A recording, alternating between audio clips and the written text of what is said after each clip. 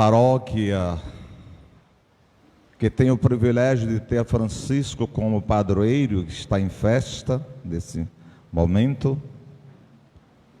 Se não me engano, hoje é a segunda noite, né, padre? Meu querido seminarista maior, quartanista,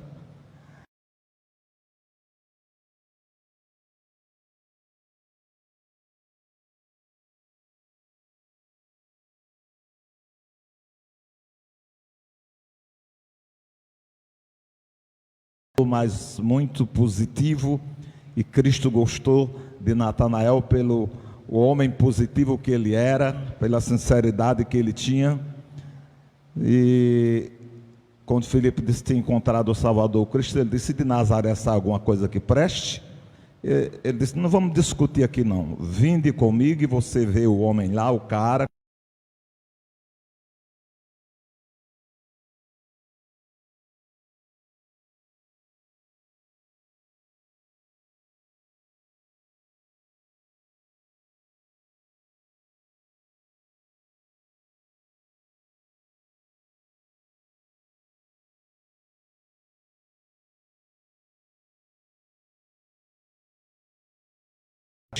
E ele ficou com Cristo. Caríssimos membros do corpo litúrgico desta noite, auxiliares dessa liturgia, coroinhas,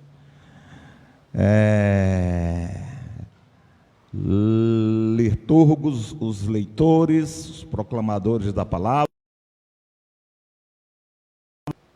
prezados noivas, querido povo na fé, seguidores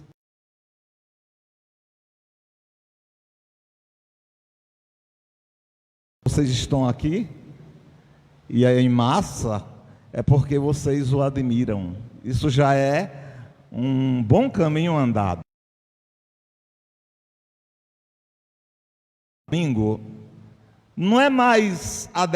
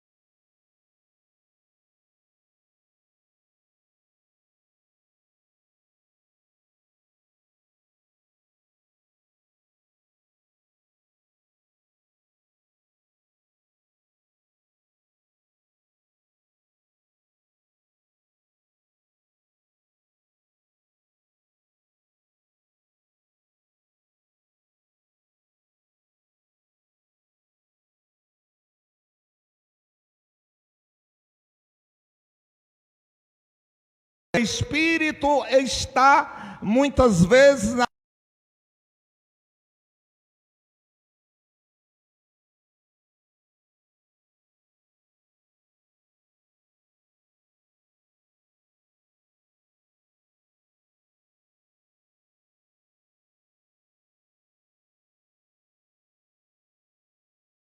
grupo de evangelização de Moisés.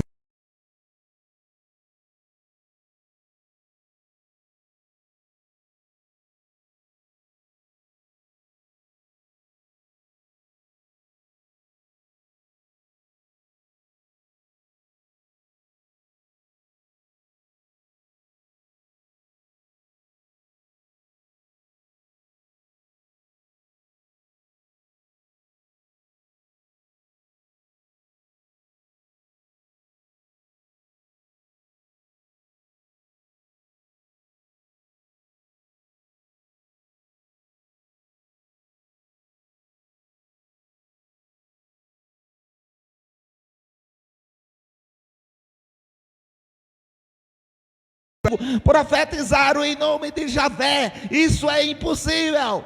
Aí Moisés deve ter abrido um sorriso maroto, um sorriso desbotado, e disse assim: você está com ciúme de mim por acaso? Jesus aqui não disse para os apóstolos: vocês estão com ciúme de mim?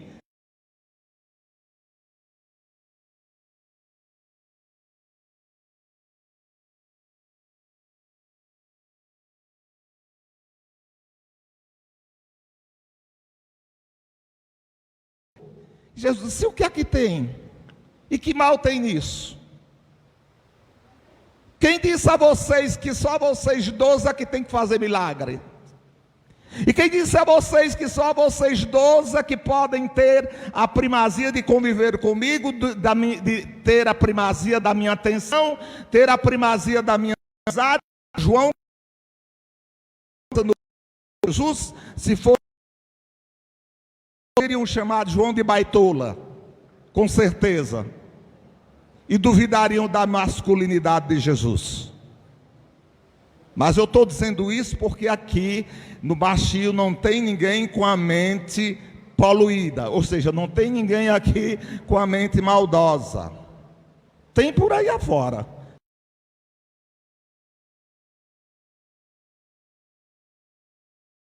Maior e menor. Então Jesus disse: por que vocês proibiram? Se eles estão fazendo um milagre em meu nome e o milagre ficou feito, é porque eles estão ao nosso favor, do nosso lado. Ou seja, o novo Moisés, eu sempre costumo dizer, gente, e não me canso de repetir. Sabe por que eu não me canso de repetir? Porque até hoje eu sou aluno. E se eu pudesse, eu estudaria até chegar na sala de aula, na faculdade, escorado num bastão, cachingando de uma perna, com a cabeça bem alvinha: licença, mestre, eu quero entrar para esta aula. Porque é sempre tempo e bom aprender. Ou seja, a gente tem essa mania de acharmos que nós podemos mandar nas coisas de Deus. A igreja da qual nós fazemos parte, ainda hoje, que é o corpo chagado de Jesus, o corpo mais chagado do mundo é a igreja, o corpo altamente ferido, bem mais ferido do que até mesmo o corpo de Cristo pendurado na cruz. Ela teve o privilégio de Cristo chamá-la de seu rebanho, de seu povo oficial, de o povo através do qual ele pudesse dar um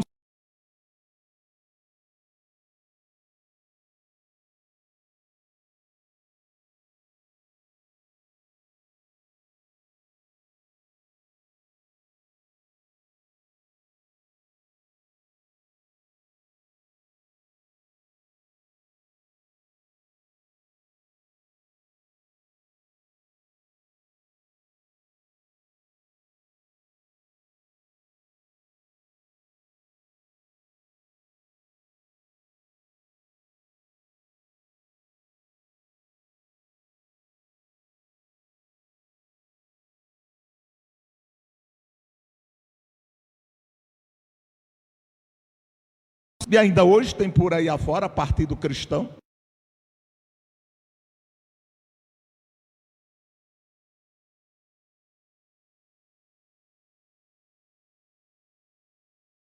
Só nosso. Os judeus já tinham padecido disso, e por isso perderam a vez.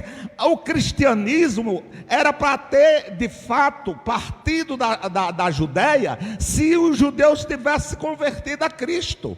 Cristo nasceu no meio deles, nasceu em primeiro lugar para eles, nasceu genuinamente judeu, de uma judia de sangue genuíno chamada Maria.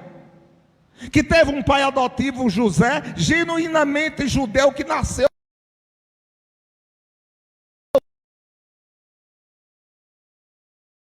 E no entanto, devido à ciumeira que os judeus tinham de dizer, não, só nós podemos ter Deus. Deus está sentado na cadeira aqui. Quem quiser possuí-lo, quem quiser ser seu discípulo, quem quiser amá-lo, tem que vir aqui a Jerusalém, porque a toda prova, e eu já há 32 anos no caminho de consagrado sacerdotal, há 62 anos, tirando a parte que eu mamei, a parte que eu fiquei inconsciente como criança, tirando essa parte aí, o momento que eu comecei a ter meus maus pensamentos, que eu comecei a ter minhas como é que eu diria, minhas fantasias com o mundo, porque eu não fui santo também.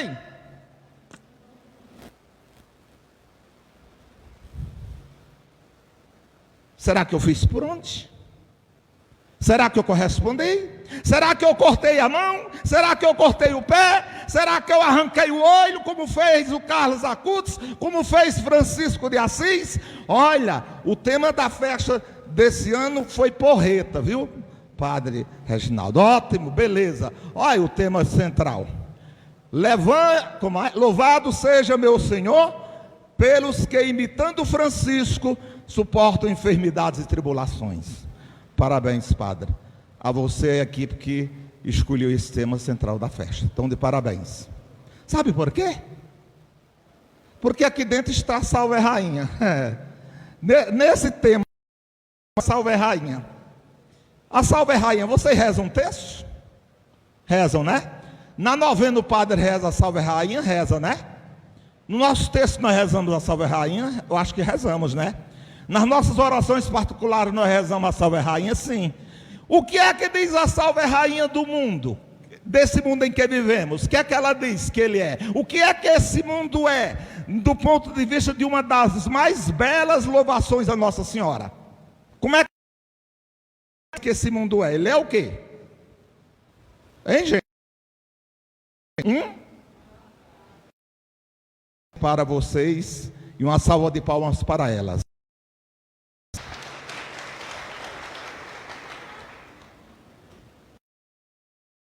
O mundo é um vale de lágrimas. Se este mundo é um vale de lágrimas, eu me pergunto, onde está?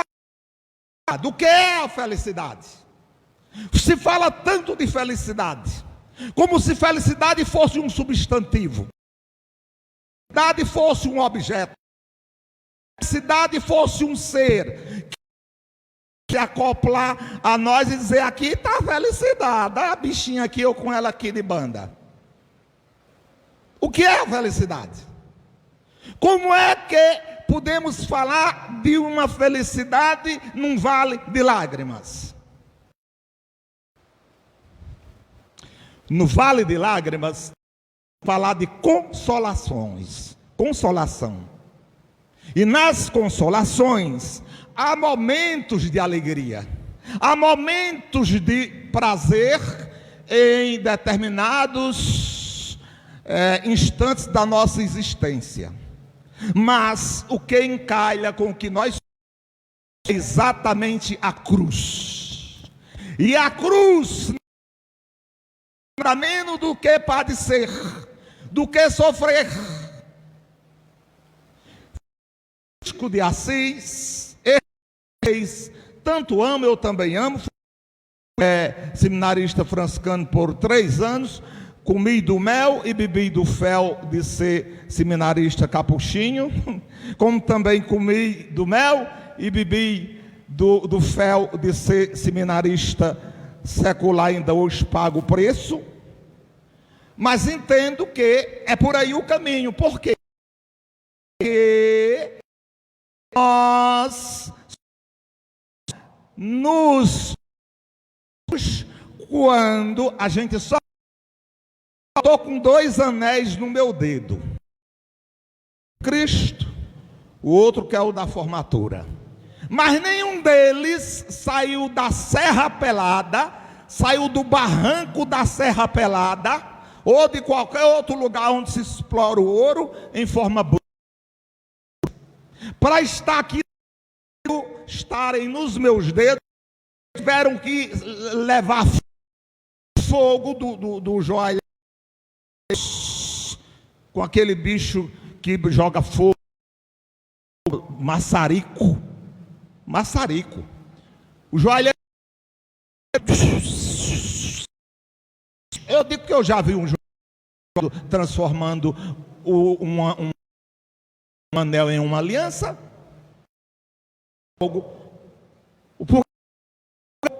O inferno é fogo, o Nordeste é um fogo danado.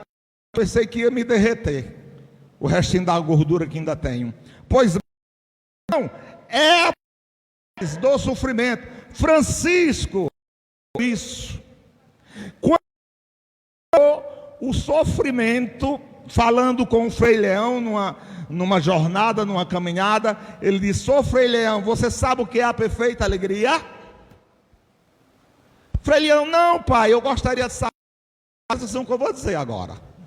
A perfeita alegria é você superar os sofrimentos da vida, da carne, aqueles que você não pode mudar. Eu não estou falando de um sofrimento que uma pessoa impõe a outra, que a gente pode se impor e dizer: epa, peraí, se você está sendo injusto comigo, você tem a obrigação de ser justo.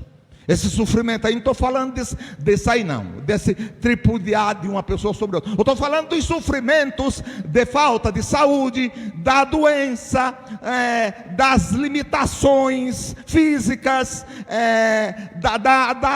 das coisas naturais, da natureza, como eu acabei de falar agora, o calor, que nesse momento é uma mortificação, e tantas outras coisas. Esses sofrimentos que a gente não pode mudar e não pode tirar o seu curso, como um rio que corre para o mar, a gente tem que conviver com eles. Mas também, se você quer ser santo, Tomás de Celano eu li um pouco, não li todo não. Quando eu fui seminarista capuchinho, eu li Tomás de Celano, que é o mais autorizado biógrafo de São Francisco de Assis. E Tomás Celano dizia: depois do homem perfeito, quem é o homem perfeito que Tomás Celano fala? Depois do homem perfeito, qual era o homem mais perfeito do mundo? Quem era? Quem? Eu acho que eu estou ficando louco, não estou ouvindo nada. Quem? Jesus. Tomás Celano dizia: depois do homem perfeito, ele era o mais perfeito homem.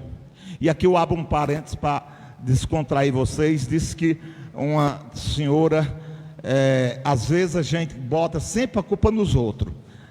Adão, quando viu a bicharada ao redor dele, olhou para lá e para cá, o macaco pulava para lá e pulava para cá, a arara dava suas gargalhadas, o papagaio falava seu fraseado, o elefante fazia o seu mugido, e ele olhou para lá e para cá e disse: não tem nada aqui que me agrade, que seja igual a mim. Eu vou reclamar isso a Deus. Ei, Senhor, eu quero uma coisa que me complete, uma coisa que pareça comigo. Ele disse: tá bom, lá vai. Anestesiou o cabra, tirou uma costela, segundo a versão, que são duas versões da criação, fez uma mulher bonita. Está aí. Essa mulher aí, como é que tu vai chamá-la? O nome dela? Eva, mãe de todos os viventes. Ah, senhor, joia. Agora eu tenho alguém com quem conversar, me divertir, parece com eu. Quando o anjo Lúcifer caiu no orgulho, por causa do orgulho, olha o orgulho que se deve cortar e jogar no mato, desceu para o inferno, putado por São Miguel, que está sendo celebrado até o dia 29. São Miguel que se tornou arcanjo, porque precipitou a Lúcifer, que era do coro dos serafins, do qual São Francisco ocupou um lugar, por isso que se chama Seráfico São Francisco. Seráfico Pai São Francisco. Deus disse que esse couro, essas vagas, João no Apocalipse diz que o Lúcifer com a cauda levou uma terça parte do couro que ele pertencia para o inferno. Ficou uma terça parte livre lá nesse couro. E Deus disse: será preenchido por homens e pessoas que lá embaixo no mundo se santificarão ao extremo. Francisco foi um, eu acho que Madre Teresa de Calcutá foi outra, Irmã Dulce dos Pobres da Bahia, eu acho que foi outra, e assim por diante. Pois bem, então, quando Lúcifer chegou para Eva e mexeu com a fantasia da mulher, Eva, besta, tu não come daquela fruta porque não, o Senhor proibiu, disse que a gente podia comer de tudo que tem aqui, olha, tem muita coisa para comer, mas vai comer daquele fruto ali, eu não sei não, ele só disse que não podia comer, eu não sei porque não, ele só disse que não podia comer, besta, idiota, sabe por que tu não pode comer? Porque se tu comer, tu vai ficar igualzinho a ele, pensando como ele, agindo como ele, uma deusa.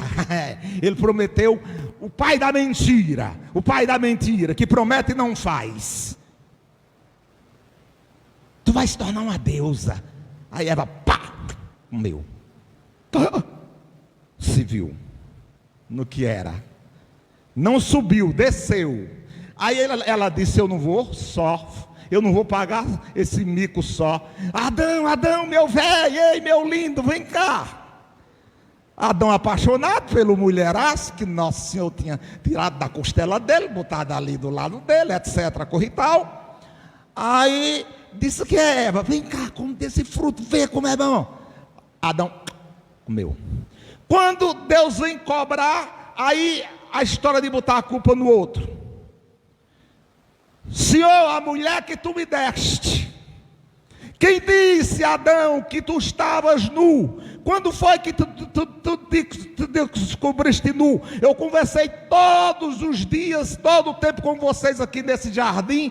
Nenhum de vocês se descobriram nu diante de mim. Por que agora estão se escondendo atrás das árvores? Senhor, a mulher que tu me deste, infeliz, tu pediste. Eu dei porque tu pediste. Agora tu está jogando a culpa nela e em mim. Transferência de culpa, Padre Reginaldo. Porque ninguém quer assumir culpa, sempre tem que ter um bode expiatório. Aí, Deus para Eva, não está dizendo teu marido.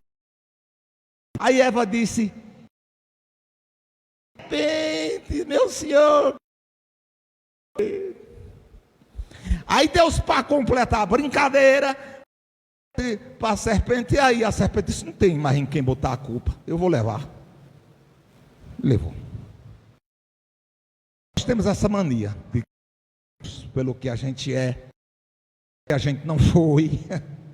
Ou não é assim? É bem parecido, né? Então, Francisco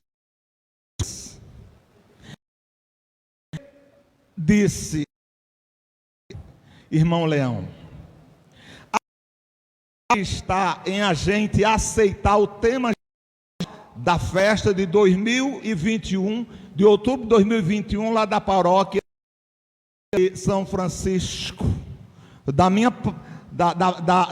paróquia do meu servo Francisco, que chegou a receber minhas chagas, que chegou a se aproximar tanto de mim, que disseram que ele era, depois de mim, era o mais perfeito homem. Francisco dizia para Frei Leão: Frei Leão, sabe o que é a perfeita alegria? Se nós vamos aqui para o convento que nós vamos, se nós chegássemos lá à noitinha, tem um provérbio popular que diz: na noite todo gato é pardo. Outro diz: gado é pardo. De noite nós não definimos cor. No escuro não. Então, se a gente chegasse no tempo deles, era luz a lamparina, a candeeiro, a vela, quiçá. Não era isso aqui não. Essa riqueza do mundo moderno, que ao mesmo tempo é uma desgraça. Onde a graça de Deus deve atuar através de nós, cristãos. Pois bem, então, e a gente batesse na porta, e o porteiro saísse e não nos reconhecesse, nos chutasse, nos desse umas porradas e dormir debaixo de uma moita ou no meio do templo. Isso seria uma alegria. Isso, Frei Leão, era tomar parte no sofrimento e na paixão de Cristo. Isso, Frei Leão, seria lapidar a joia. A lapidação do ouro bruto, o ouro pedra, é um ouro pedra. Um ouro joia é outra coisa totalmente diferente.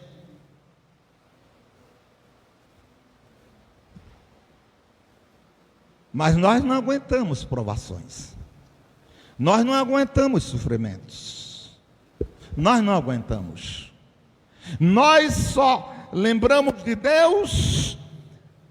Aliás, nós só chamamos por Deus quando a gente está no momento exatamente da lapidação, da purificação. Quando a gente está numa boa, dificilmente os homens se lembram de Deus. Antes da Covid, que está aí há 2 anos quase, 2 anos já? Quase 2 anos. Por aí assim. Quando o pessoal ia para a igreja, estava celebrando, o pessoal estava.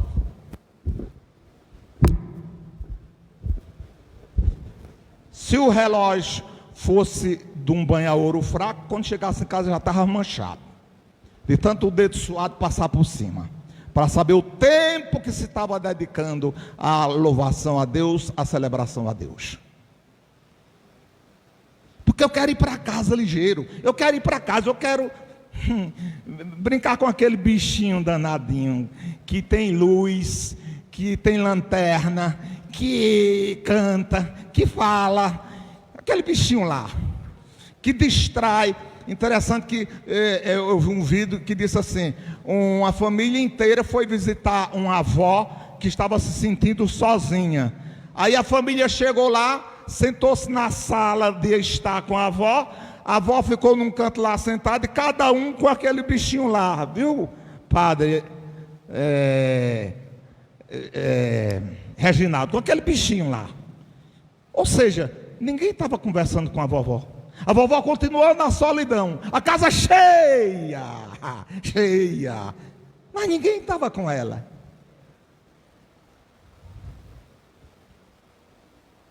Corta, joga no mato.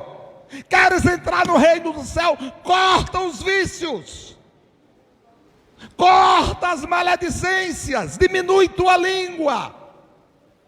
Se tu tem língua de sapo, ô bicho, para ter uma língua grande é sapo. E eu não sabia que tinha. A gente só sabe quando tem diante dele uma tanajula ou um grilo. Ele vai buscar longe, lapo. É sapo e tio, para ter a língua grande. Papa Francisco disse que lá em Roma tinha uma velha que adoeceu ao lado da igreja, de uma igreja lá em Roma. Aí disseram assim, o Papa Francisco é meio gaiato, por isso que eu gosto dele. Enquanto o povo condena, eu faço assim, ó, para ele. Assim, ó. Ele disse que disseram, tem que levar uma comunhão para a velhinha, a velha precisa de comungar. Aí o padre disse, não precisa não, porque lá da casa dela mesmo, é só abrir a janela que ela com a língua vem buscar a comunhão aqui. Ela estira a língua, eu boto a comunhão. E quem contou isso foi Papa Francisco, nosso pai, lá, o último no grau da superioridade na igreja. Queridos, queridas, nós não somos donos de Deus. Deus pode agir em quem Ele quiser, e Ele sempre fez isso. Deus pode agir num pagão e não agir em mim. Deus pode fazer uma graça enorme na vida de um pagão e não fazer na minha de padre. Há 32 anos que como pão que Judas pisou em cima e rodou em cima dele antes de entregar o Cristo. Deus pode fazer e faz graça na vida de um pagão que não faz na minha. E aí eu vou reclamar? Se ele fez, porque tinha motivo de fazê-lo.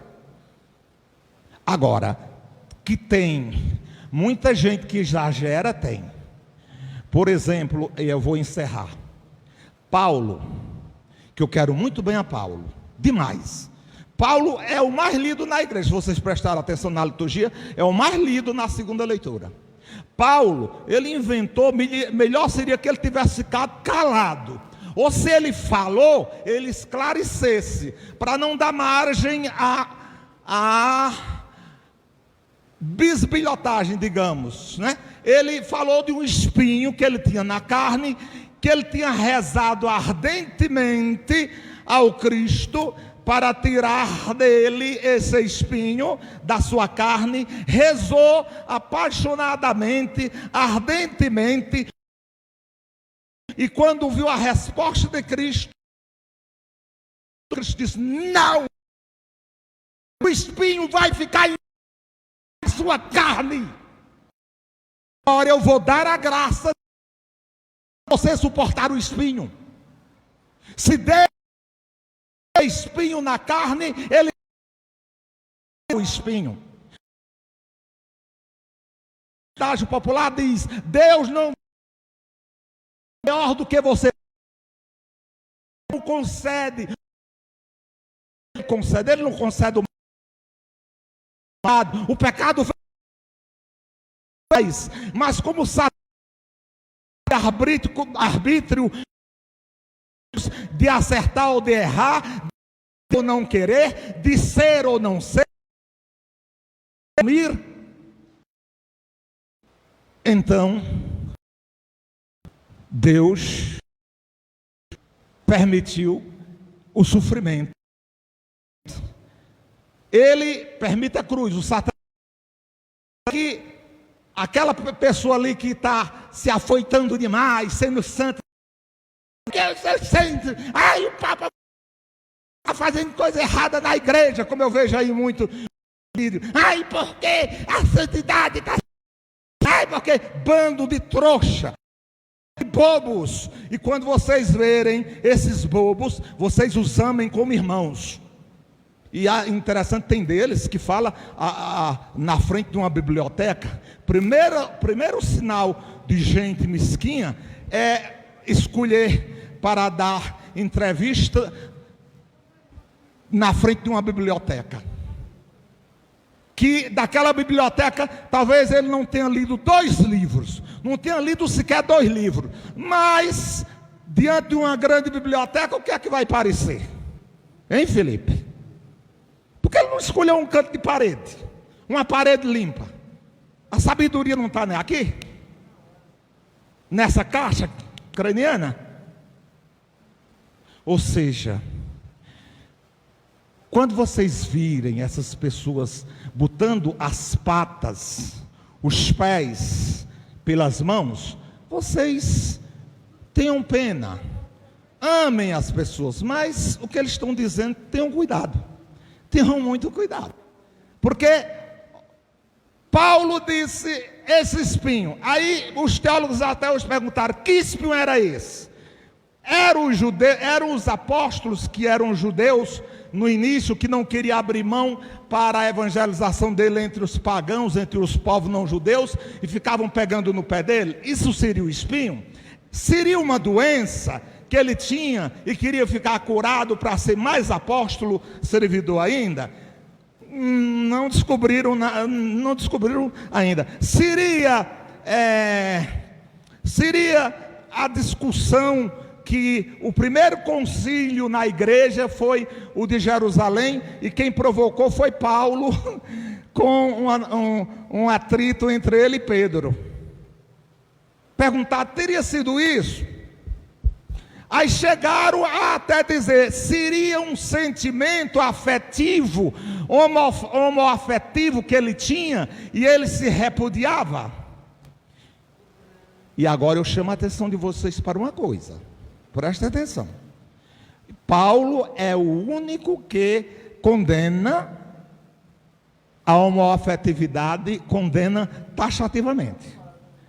Mas o Cristo nunca condenou nunca falou sobre essa questão em termos de condenação, e falou sim, quando ele falou do casamento, os apóstolos perguntaram para ele, se o homem não pode abandonar a mulher e dar uma carta de divórcio, como pedir a Moisés prometeu, os apóstolos dizendo para Jesus, qual é a graça que tem em se casar? Qual é a validade que tem em se casar? Aí Jesus disse, preste atenção, olha Filipe, foi a única vez, se me mostrarem, depois dessa vez, outra vez que Jesus falou sobre esse tema condenando, eu tiro essas indumentárias aqui, no meio de um público desse ou maior, eu faço uma propaganda bem maior, toco fogo e piso nas cinzas.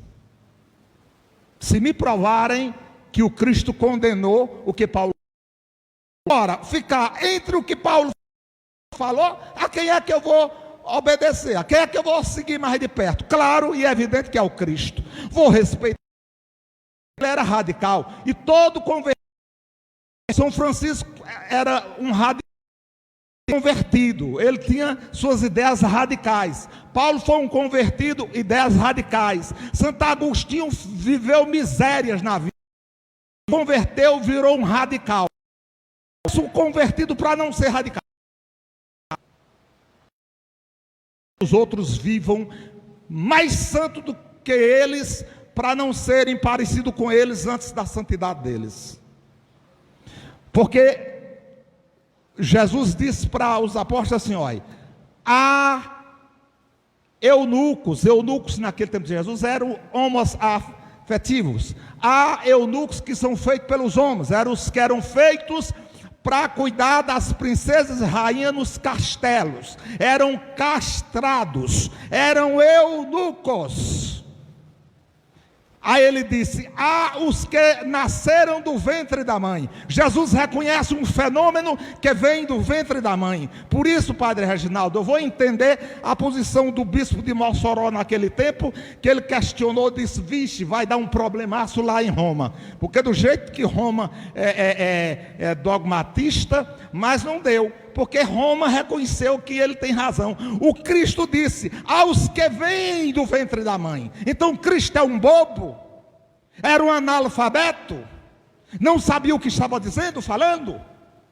Ele reconheceu que agora Freud, a psicologia vai dizer que isso pode ser um trauma da mãe, porque nós começamos a viver a vida, a parte é a vida intrauterina, aquela vida que está em hora de nascer, está já para nascer, a mulher está à luz, está há 20 dias de idade, tem um trauma, aí tem um acontecimento, toda nervosa, toda atrapalhada, a criança isso no inconsciente, porque a criança nasce, mas tem inconsciente.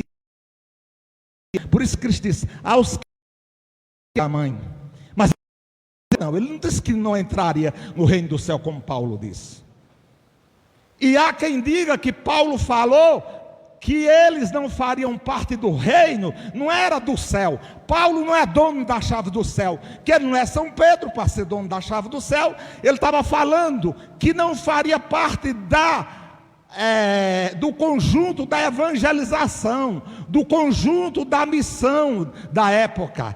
Paulo estava falando da igreja terrena, que para ele a igreja terrena era o reino, e de fato a igreja não é o reino na sua plenitude, mas é o início dele, é o começo dele. Mas Paulo se confundiu aí, era melhor que ele tivesse pensado melhor, antes de falar, ter pensado no que Cristo falou. Aquilo que eu disse, ninguém deve se atrever a retesar o dedo fura-bolo para futucar a ninguém. Aqui no Baixio, ninguém faz isso, Padre Reginaldo. Eu mandei fazer uma pesquisa, a ponto e vírgula. Não tem ninguém aqui que aponte um dedo fura-bolo para outro. Não, aqui não. Eu me responsabilizo que aqui não. Porque o pessoal daqui do Baixio sabe que quando nós apontamos uma pistola, danada de uma pistola, de um dedo fura-bolo para os outros, para o mal dos outros, para a ofensa dos outros, tem 3 dedos te apontando, filho de Deus e da mãe Maria, tem 3 te apontando, 3 contra 1 é guerra, e é guerra feia. Por isso que o povo do baixio não faz isso. Nunca se deve apontar o dedo para o erro de ninguém. Por isso que aquela turma correu da presença de Jesus. Quando ele disse, tu pensa que eles correram porque judeu é bicho teimoso, judeu e pardal é a mesma coisa. Nunca vi ave mais teimosa do que pardal. Judeu é como pardal. Quando se arrancha num canto, para desarranchar tem exército. Então Jesus escreveu a vida deles no chão. Na hora que eles diziam, ei cara, tu não é mestre, tu não é o Dunga, diz aí coisa sobre a lei, mata ou não mata essa infeliz, apedreja ou não apedreja, Moisés mandou, está na lei, vai, seu mestre, diga. E Jesus escrevendo. Interessante que é a única parte no evangelho que diz que Jesus escreveu alguma coisa, porque escreveram por ele nunca escreveu nada, mas naquela hora da condenação da mulher, ele escreveu. E João, se não me engano é João, e por que João não botou no evangelho dele o que foi que Jesus escreveu lá no chão? Porque era confissão, Padre Reginaldo, porque eram os pecados podres dele, Padre Reginaldo, e não podia vir à tona. Você tem coragem de publicar diante do público os pecados dos seus fiéis? O que é que a gente aprende na teologia? Que escuta e guarda, a gente até esquece. O Espírito Santo é tão bom que a gente escuta a confissão no dia, no outro a gente não se lembra nem o que foi que a pessoa disse. O Espírito Santo passou uma bucha assim, passou uma esponja.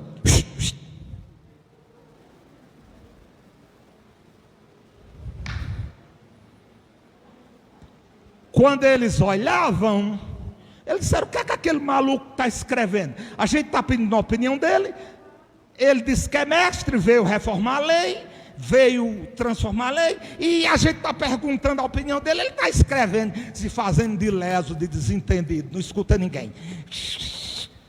Aí o mais velho, judeu bicho, teimoso e ao mesmo tempo curioso, eita desgraça, minha vida,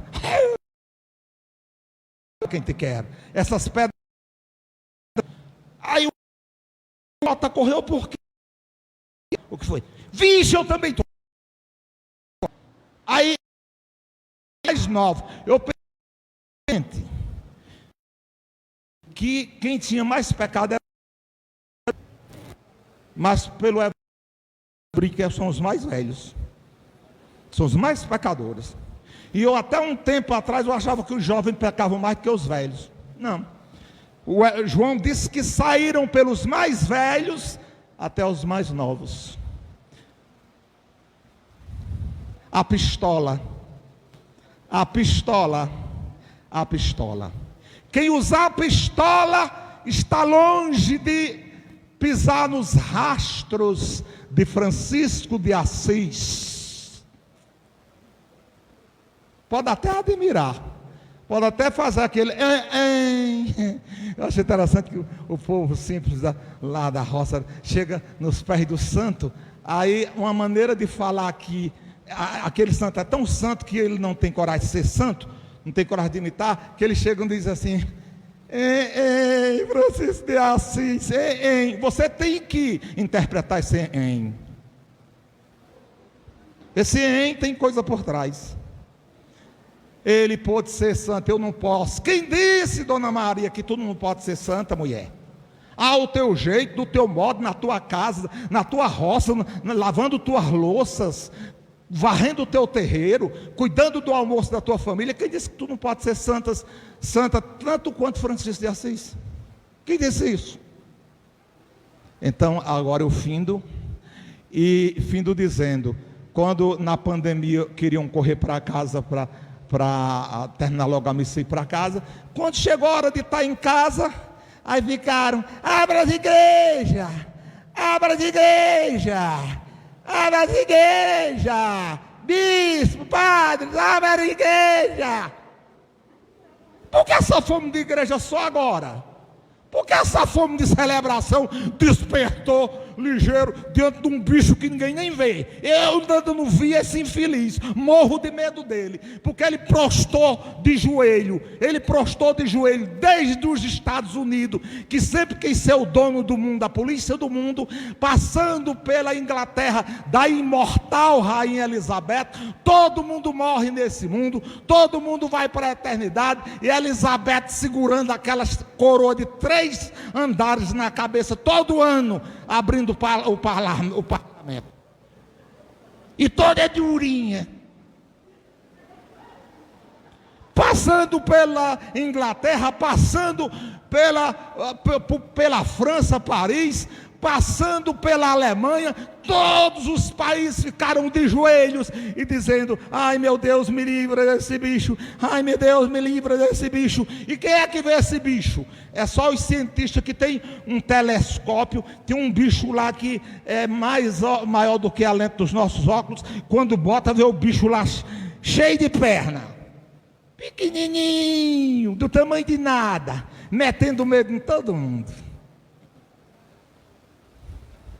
A gente brinca com... Fazia tempo que eu não fazia isso, ó. É um sinal.